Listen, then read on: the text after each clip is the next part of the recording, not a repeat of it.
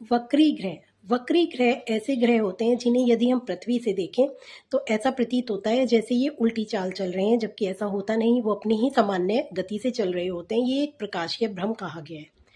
उल्टी चाल केवल राहु केतु चलते हैं, जिसमें हम जन्म कुंडली में भी देखते हैं कि जब वो वृषभ राशि है तो मेष में आएंगे, मेष से वो मीन में जाएंगे, ऐसे उल्टे राहु केतु चलते हैं।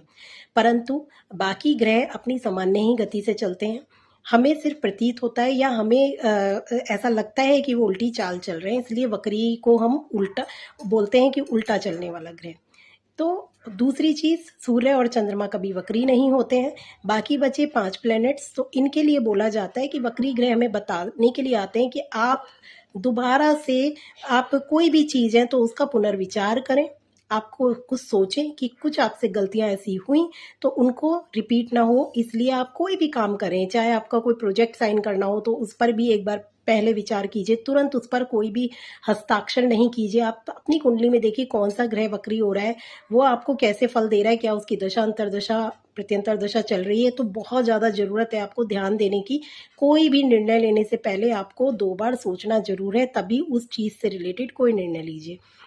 साथ ही साथ ये आपके कर्मों का फल लेकर आते हैं। वक्री ग्रह आपको दर्शाते हैं कि पुनर्जन्म में कुछ ना कुछ ऐसे अधूरे कर्म आपसे रह गए जिनको आपको पूरा करना है यहाँ पर। ऐसा नहीं कि आप कुछ गलत कर्म करके आ गए। बात यहाँ पर यह है कि आपको छोड़ के छूटा हुआ रह गया या अधूरा रह गया, जिसको आपको भगवान ने यहाँ भेजा है कि अब जो काम, जैसे कई बार होता है गुरु वक्री अवस्था में बैठा है तो ऐसे लोगों का ज्ञान अधूरा रह गया, वो पूरा करने के लिए आए हैं।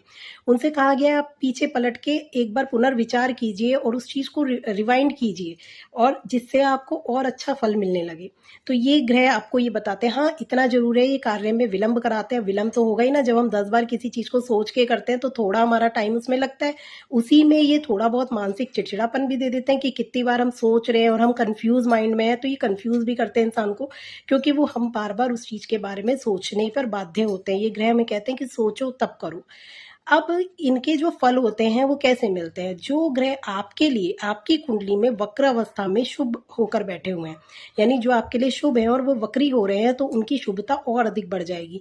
परंतु जो ग्रह आपके लिए कुंडली में अशुभ फल दे रहे हैं और अशुभ हैं, तो उनकी अशुभता वक्री होने पर उनकी अशुभता और बढ़ जाएगी, तो वो और ज़्यादा आपके लिए हानिकारक हो जाएंगे। तो ऐसे ग्रहों का तो हमेशा उपाय करना चाहिए जो आपके बहुत ज़्यादा खराब हो रहे हैं, और ज़्यादा खराब करने की उनमें चेष्टा बल बढ़ जाता है। क्योंकि वक्री ग्रह में ना इतनी पावरफुल होते हैं ये लोग, इतने मतलब इतने पावरफुल इनका ग्रह हो जाता है कि वो अपनी शुभता जैसे बढ़ाता है वैसे अपनी अशुभता भी बढ़ाता है।